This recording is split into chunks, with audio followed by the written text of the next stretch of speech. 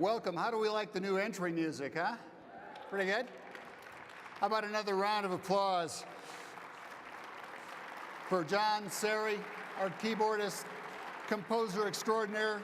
John, thank you so much. We're going to have a good time tonight.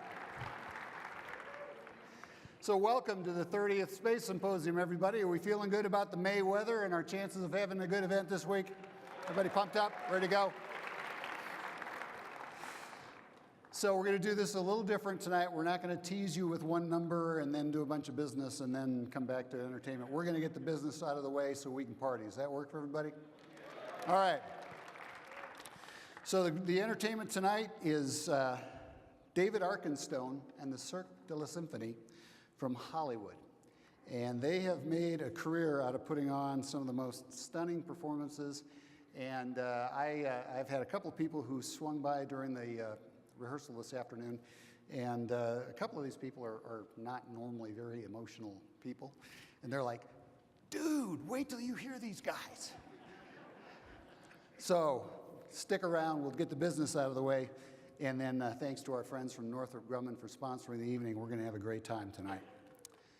Yes, Northrop Grumman, thank you.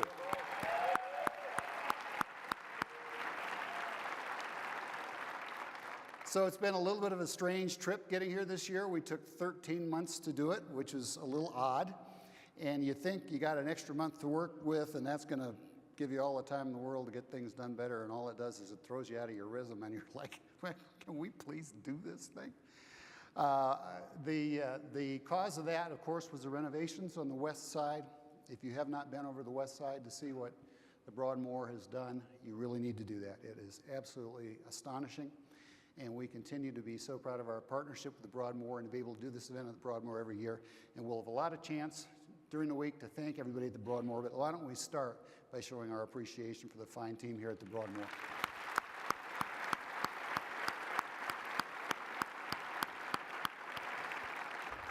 What an interesting year it's been in space for us.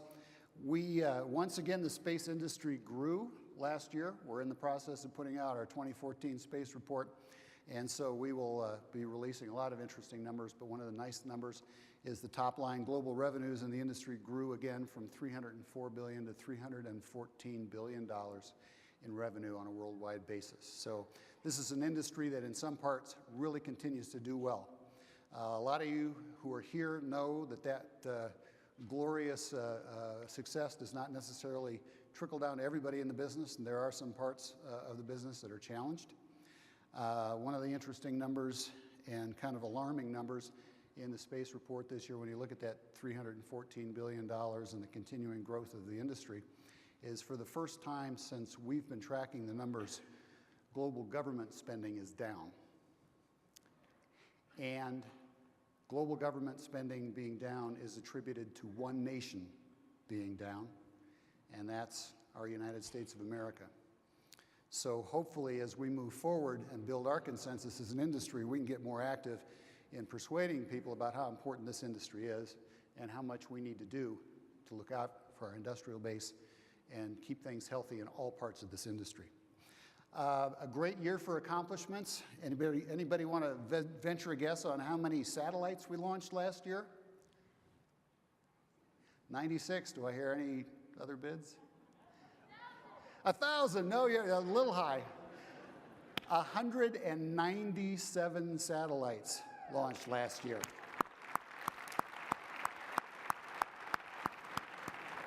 That's a phenomenal number. 101 of those were small satellites. So that's clearly a growth area. But what great progress. It's a 59% increase in 1 year in the number of satellites launched. We also saw about a half dozen new launch vehicles introduced. I saw Frank Culberson here earlier, Orbital with Antares and Minotaur, good representation there, new launch vehicle in Japan, a new version of the Soyuz. South Korea got theirs tuned up and launched and ready to go. So good year for launch vehicles, good year for launching, good year for satellites.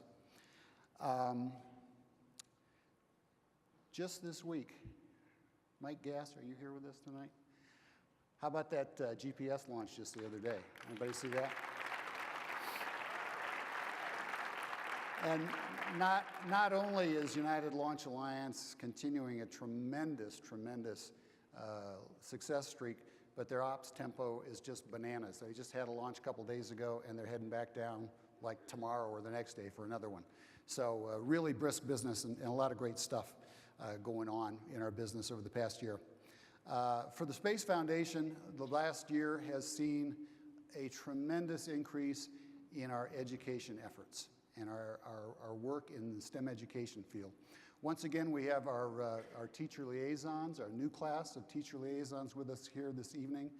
There are about 60 of them, including our 4 newest teacher liaisons from India. So I don't know if we can get the house lights up, but teacher liaisons, welcome to your first Space Symposium. We're glad you're here.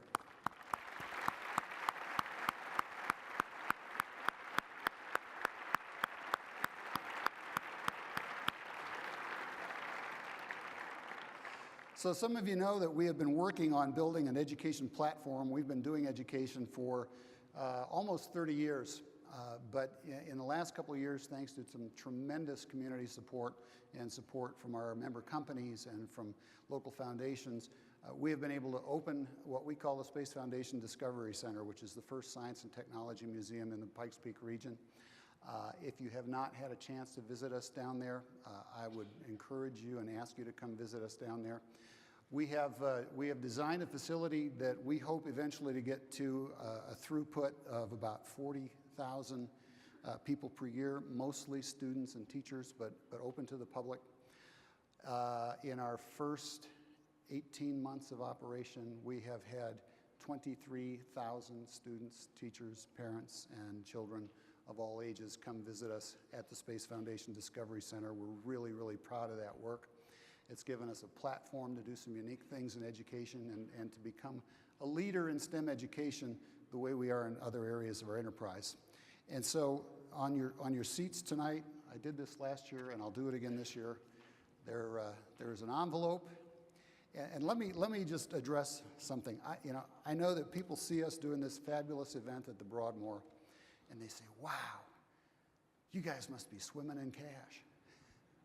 And trust me, we're not. It's one of those, any comic book fans here, Superman, Spider-Man, along with great power comes great responsibility. Along with a great event at the Broadmoor comes great expense.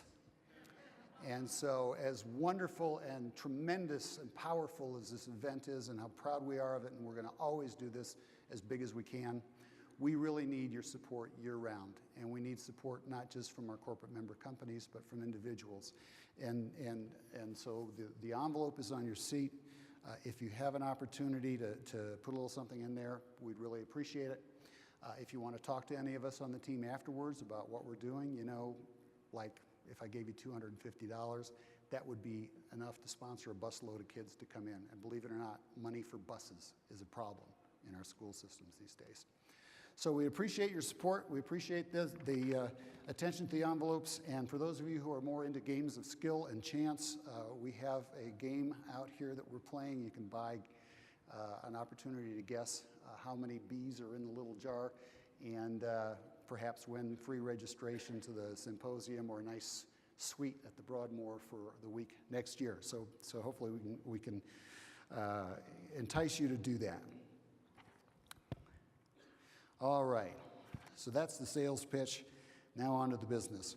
We have 3 awards to present tonight, and they are the Alan Shepard Technology and Education Award, the Douglas Morrow Public Outreach Award, and the Space Foundation Space Achievement Award. And at this time, I'd like to invite to help present the Shepard Award, Florida State Senator Thad Altman, who is president of the Astronauts Memorial Foundation, who co-presents this with us, and Ms. Laura Churchley, who is daughter of Alan Shepard, to please join me on the stage for the presentation of the award.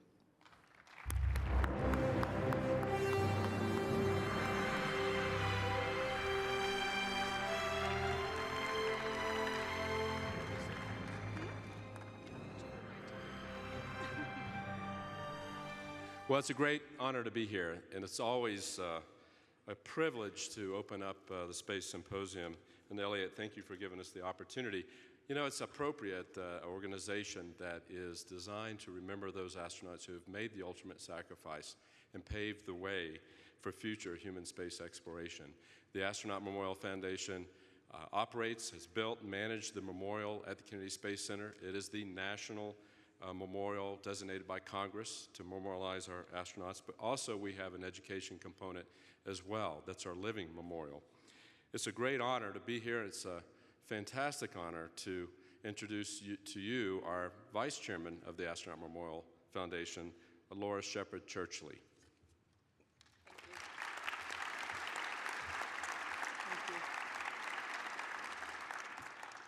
I am honored to be here this evening. I'm humbled as well to be among this gathering of many astonishing and brilliant minds. I would like to tell you how I watched my father be shot into space. I was in 8th grade. I was at a boarding school in St. Louis, Missouri. My parents and family were living in Virginia Beach, Virginia. And I remember saying to my girlfriends in the dorm, if my parents don't fly me home, I'm walking to Virginia. I want to be home when Daddy goes into space. Well, no, I didn't walk and they didn't fly me. So I was taken out of an English class and I had to walk from the administration building to the headmaster's house. Now, I'm an 8th grader, all right? I was in with the headmaster, with his wife, with the dean of girls, with the dean of boys, with the principal, with the president of the school, the whole corporation, all the people with whom I didn't want to be. They put me on a piano bench in front of a cute little black and white television.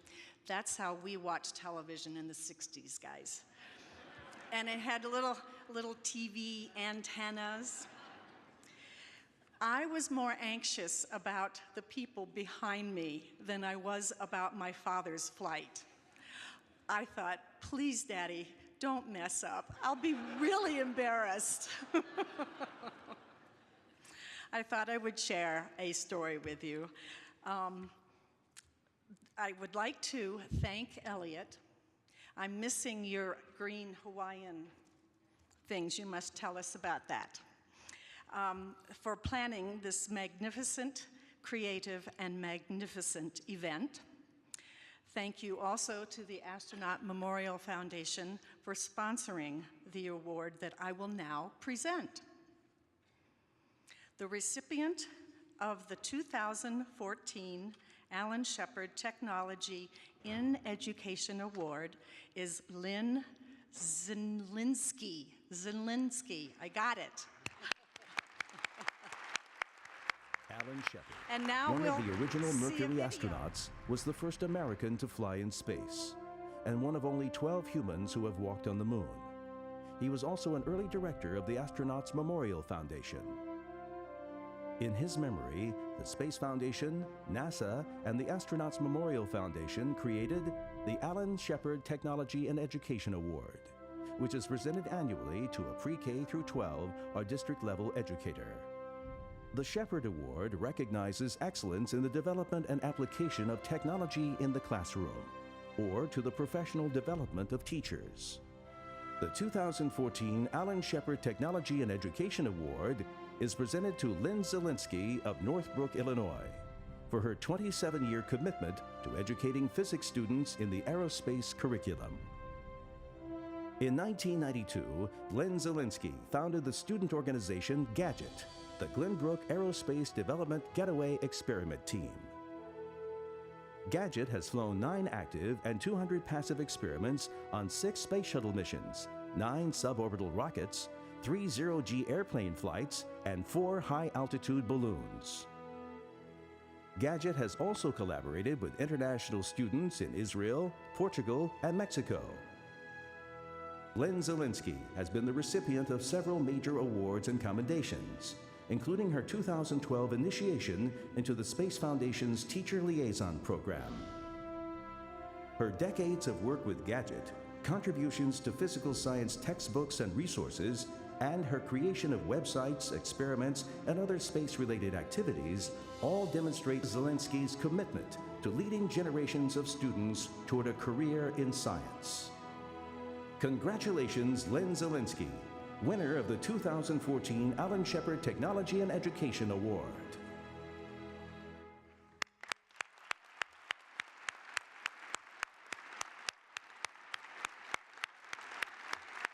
Oh.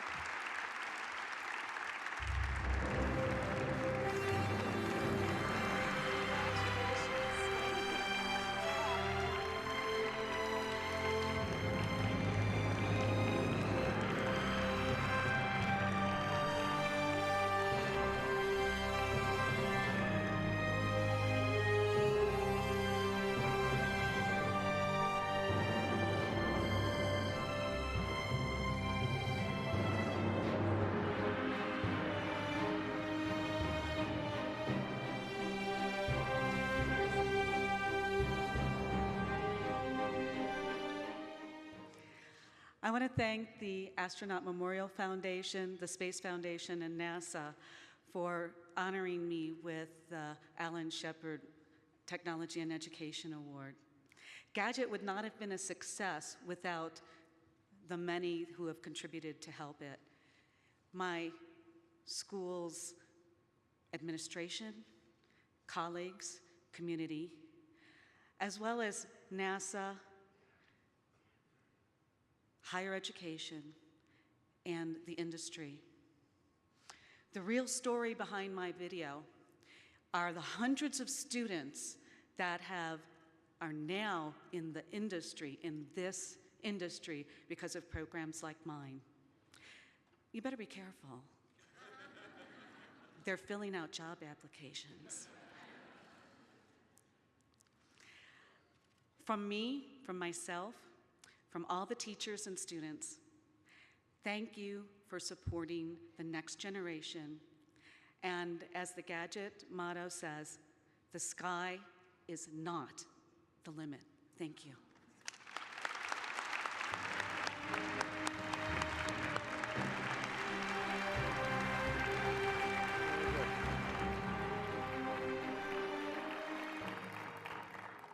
Congratulations. Our next award is the Doug Morrow Public Outreach Award. And we have had some splendid winners of this award over the years. I think back to people like Tom Hanks and Neil deGrasse Tyson and others who have won this award. But I think we'd be hard-pressed to find anybody to outperform our winner of the award this evening. Our winner of the award this year is an astronaut commander who took public involvement in space missions to a whole new level through his mastery of social media and his not insignificant musical talents. Our winner is Colonel Chris Hadfield. Let's take a look at the video. The Douglas S. Morrow Public Outreach Award is presented to an individual, team, or organization that has made significant contributions to public awareness of and support for space programs.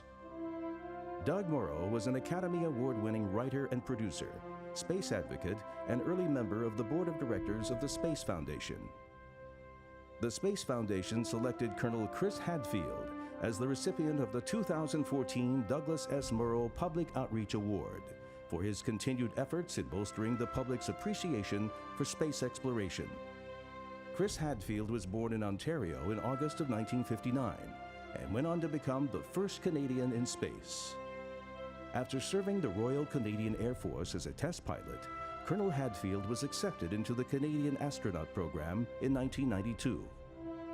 His first trip to orbit was in 1995 on STS-74, the second space shuttle mission to dock with the Russian space station Mir. He returned to space on the Shuttle Endeavour 6 years later and helped install the Canadarm2 on the International Space Station.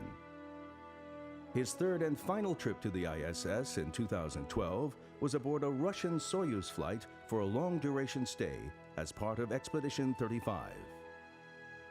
When the Expedition 34 crew departed, Colonel Hadfield became the commander of the ISS and an international sensation. Colonel Hadfield's consistent social media presence, videos about his life in space, Earth photography, and musical collaborations earned him worldwide media fame. His most popular video, a cover song of David Bowie's Space Oddity, now has over 22 million views. Colonel Hadfield continues to make appearances in bookstores, news segments, talk shows, and online webcasts, always encouraging adults and children alike to kindle their love of space. For his accomplishments in raising public awareness of human spaceflight, exploration, and education, we congratulate this year's Douglas S. Morrow Public Outreach Award winner, Colonel Chris Hadfield.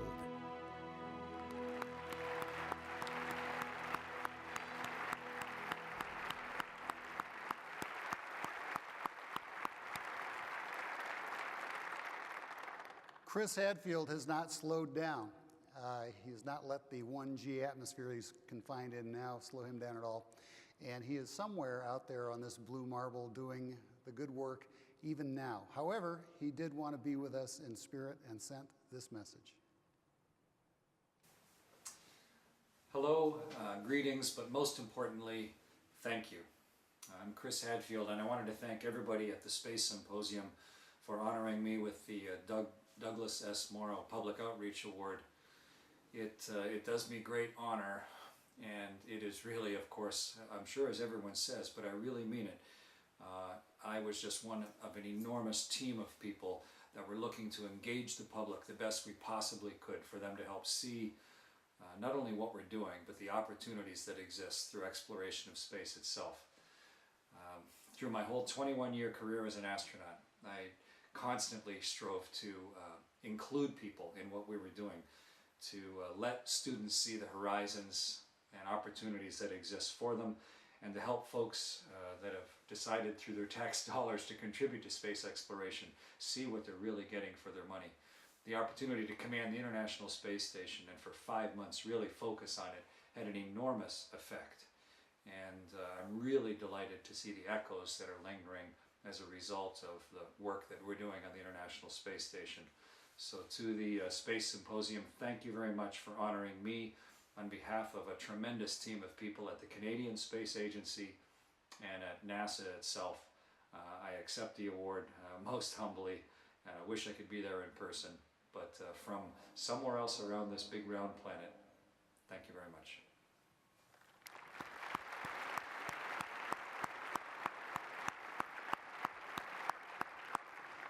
For the presentation of our final award tonight, I'd like to invite the chairman of the board of the Space Foundation to join me on stage.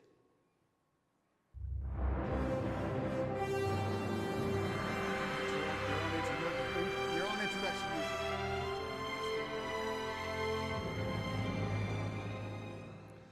So for those of you that don't know Lon Levin, this is Lon Levin.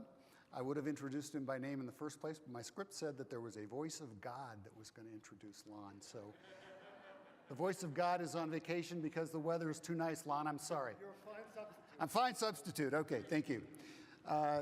The final award tonight is our 2014 Space Achievement Award. And Space Achievement Award is presented to an individual, organization, or team that has accomplished something truly remarkable, truly dramatic, and of lasting importance to our industry or to humankind. And our winners tonight, I think, are among the most deserving ever of this award. Please turn your attention to the video. The Space Foundation Space Achievement Award is presented annually to individuals or organizations to recognize extraordinary contributions toward advancing exploration, development, or utilization of space. The 2014 Space Achievement Award is presented to the United States Air Force GPS System Program Office for more than 40 years of service and innovation. Developed by the Air Force beginning in 1973 and made fully operational in 1995, the Global Positioning System has revolutionized the way both the armed forces and the general public navigate the world. There are now more than 2 billion GPS receivers in use, calculating location, distance, and time from GPS signals broadcast from a constellation of 32 satellites orbiting the Earth. The Air Force team's ongoing initiative continues to evolve an enhanced GPS standard by continuously upgrading existing hardware and systems. Over the next few years, the Air Force will continue the evolution of the Global Positioning System, adding 4 additional navigation signals at 2 new frequencies, making the system faster, more accurate, and more robust. For its ongoing commitment to the development, maintenance, accessibility, and improvement of the Global Positioning System, the Space Foundation is proud to honor the U.S. Air Force GPS System Program Office, recipient of the 2014 Space Achievement Award.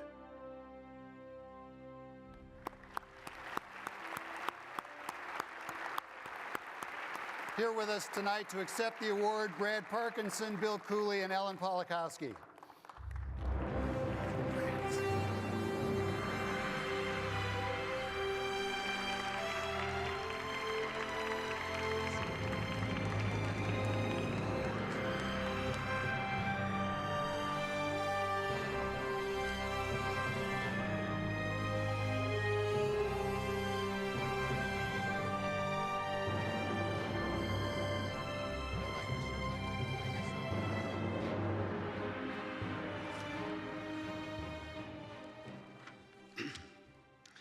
I'm joined here, I noticed today, by a number of prior program directors, so I'm very glad that you were able to be here with us to receive this award. But on behalf of the men and women of the Air Force team responsible for the Global Positioning System, I would like to thank the Space Foundation for this prestigious award. This is the most significant reward for a space program that I know of, and I'm grateful to the Space Foundation Selection Committee for this honor. Since its inception, under the leadership of then Colonel Brad Parkinson in 1973, culminating in the first launch of a GPS satellite in 1978, GPS has been built on a sound and enduring technical design. A series of remarkable policy decisions set in motion a global, accurate, and free space service. Then, innovators around the globe recognized the usefulness of this service and made GPS one of the most recognizable acronyms around the world. Today, thanks to the diligence and attention to detail of the entire GPS team, industry partners included, we are able to deliver performance significantly better than our published commitment. Our standard positioning service for signal and space performance user range error is set at 6 meters. For the past 7-day period ending in 16 April of 14, just last month, the GPS constellation set a new record for accuracy, averaging a signal and space user range error performance of 64.6 centimeters.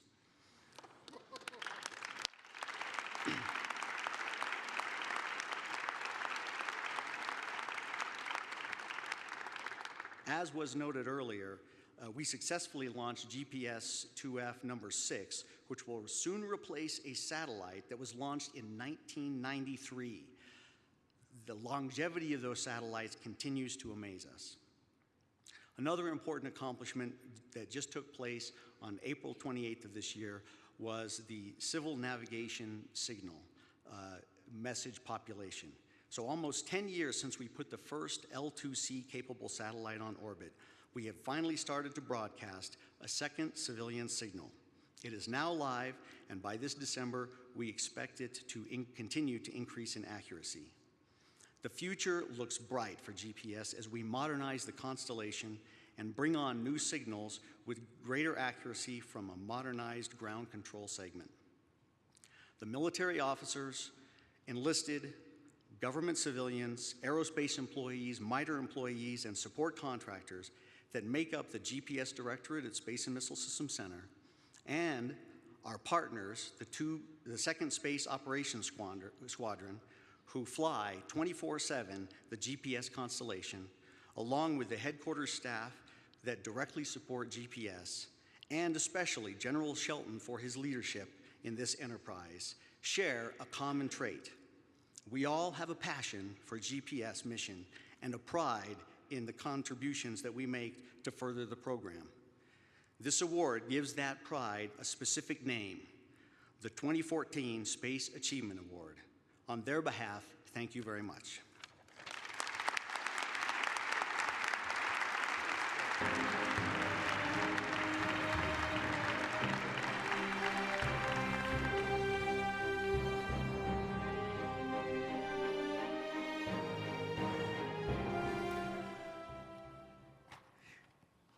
Thanks, Bill. Congratulations again to the GPS team. So we have a great week planned for everybody. This is the kickoff, of course, and we always try to start on a high note, and we're certainly going to do that with the next couple of presentations that you're going to see, and with some tremendous entertainment. But as we go through the week, you will all note that nothing happens without a great team behind it, and that team always includes corporate member companies who support us in one way, shape, or form, either through their membership, through their sponsorship of something here during the week, and so forth. So as we go through the evening, I'm going to introduce Northrop Grumman in a second. When we're done here, you're going to go to the Boeing Exhibit Center and Exhibit Center Pavilion for the grand opening of that facility. It's going to knock your socks off. It looks really, really good. And then this year, we have, again, a return of fireworks by the lake at about 9 o'clock, thanks to our friends from Intelsat who are celebrating their 50th anniversary. So congratulations and thank you, Intelsat. Our corporate sponsor for this evening, our co-sponsor, is Northrop Grumman, and I can't be more proud than I am to introduce Northrop Grumman and their sector leader. Not only have they been a tremendous supporter of us throughout the years, and by the way, one of 3 companies that's been with us for 31 years. Thank you very much, Jeff, and your team. They're always a tremendous supporter at this event, and as many of you know, they were one of the anchor supporters of the Space Foundation Discovery Center with their sponsorship of the Northrop Grumman Science Center, featuring science on a sphere. Tremendous corporate supporter, and just a great, fun bunch of people to work with as well. And found out just last night or the night before that our corporate host tonight is also a scuba diver. And to give you an idea of his commitment, he has just gotten here after traveling all the way back from the Great Barrier Reef for a little R&R, well deserved. Please welcome the Sector Vice President and General Manager for Space for Northrop Grumman, Jeff Grant.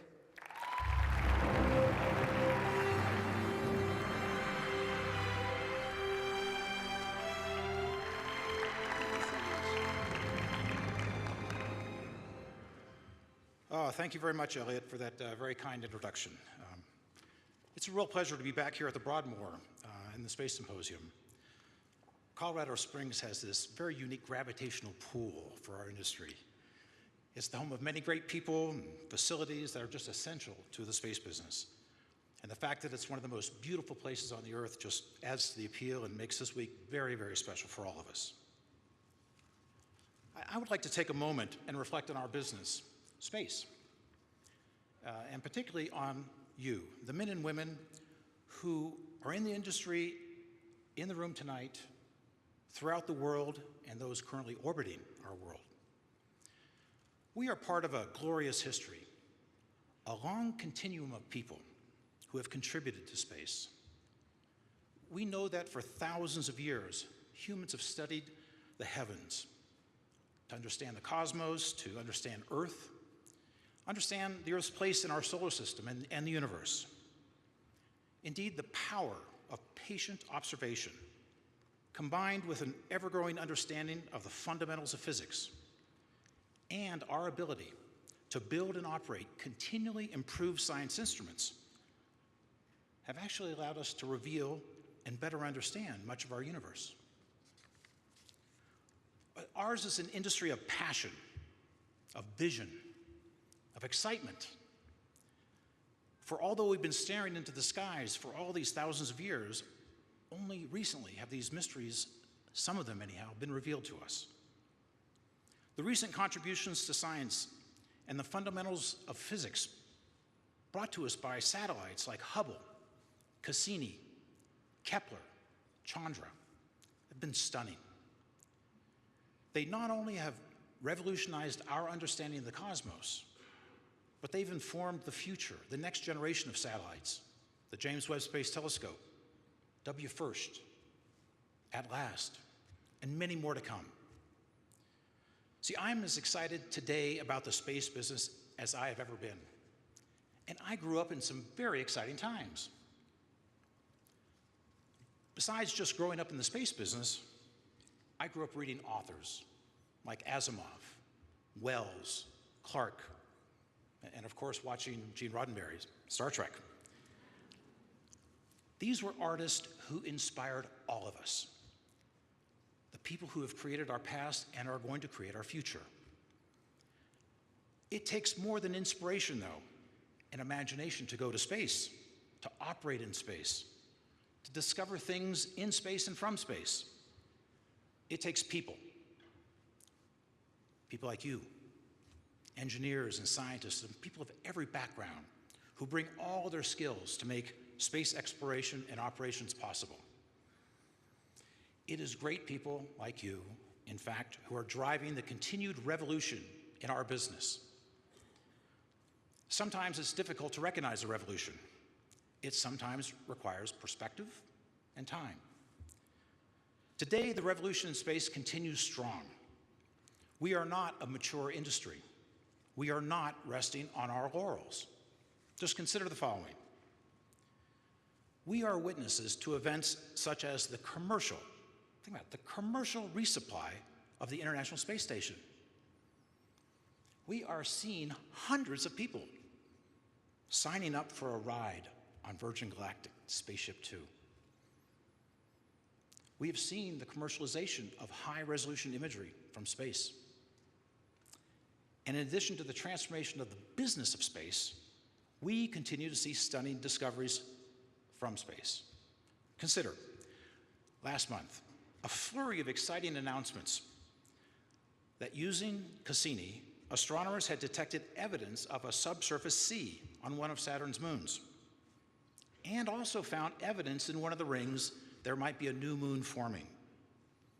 Just a few days after that, we heard scientists using the Kepler telescope announced the first Earth-sized planet orbiting a star in the habitable zone, where the possibility of liquid water on its surface actually exists.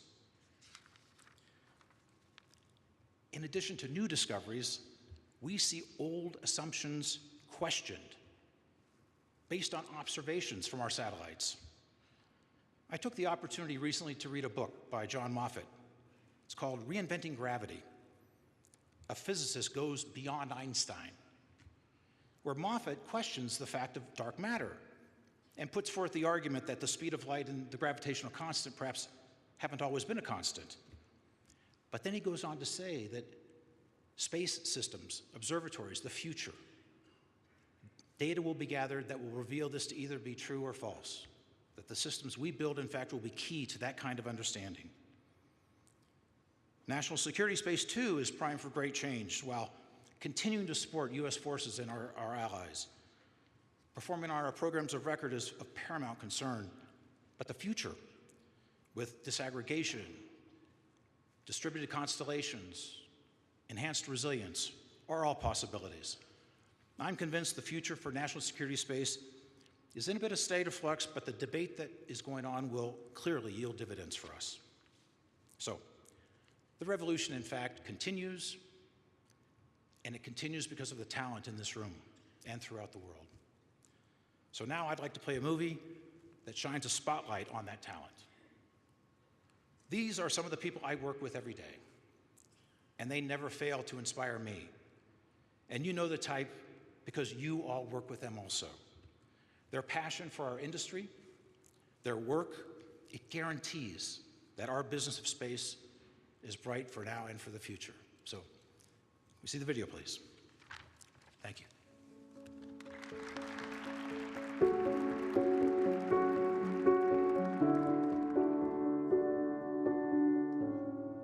Advancing scientific discovery doesn't just come down to the data.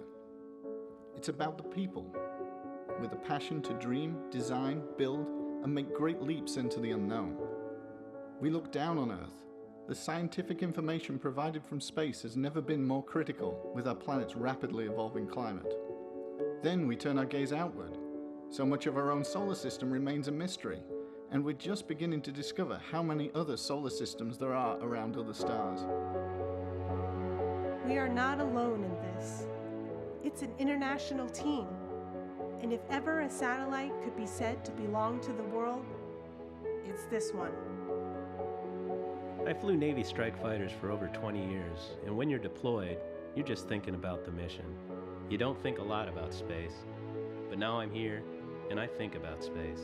How do we better conceive, build, and deliver space assets that enable a strategic and tactical advantage for our troops? From sophisticated surveillance to rapid globe-spanning communication across all domains. I'm out of the cockpit now and on the front lines of formative change. Here's where it starts, with a smile. A more inspired way of explaining. Making the math and science seem more than just numbers and theories. Making it seem fun. Making it seem like a path to a brighter future. That's what a mentor does. Most kids know what a firefighter, sheriff, doctor, and lawyer are. We have to make sure that these same kids know what an engineer is by our innovations. Sitting on the back porch staring into the sky when I was 2 years old, my mom asked me what I was doing. I was thinking how to get to the moon. Dreams are one thing, but building the hardware and integrating the systems to make them a reality are another. Made in America still means something. The innovative tools and improvements conceived by our people are reducing production times and costs for a wide array of complex components. The most important ingredient? People. Manufacturing careers require partnerships with local schools, on-the-job apprenticeships, and continued knowledge sharing. There's a human touch behind the technology that can never be taken for granted. We are devising missions on the cutting edge of engineering and science to take us into new realms of understanding. We can do this, and we've never been closer to answering the ultimate question: are we alone?